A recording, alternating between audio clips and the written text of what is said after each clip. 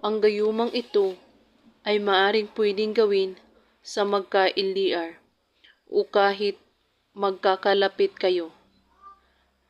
Kailangan ay buo ang inyong tiwala sa paggawa nito at magko-concentrate at walang ibang iniisip kundi ang inyong tao lang ang gagawan ng ritual.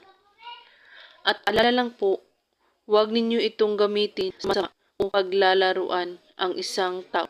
Gawin lang ito sa araw ng Martes at Biyernes lamang, kahit anong oras. At pwede ninyo itong gawin kung ang taong ginawan mo nito ay malapit lamang sa iyo. Banggitin ito ng isang beses ng pabulong, saka umihip ng hangin papunta sa kanya. Amet Miti, banggitin mo ang kanyang pangalan ng 3 beses.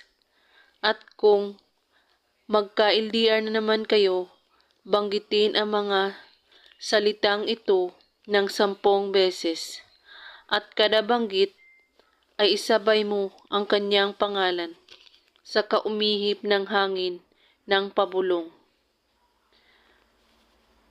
At kung maaari ay pwedeng kabisaduhin ang mga salitang ito bago mo ito gawin.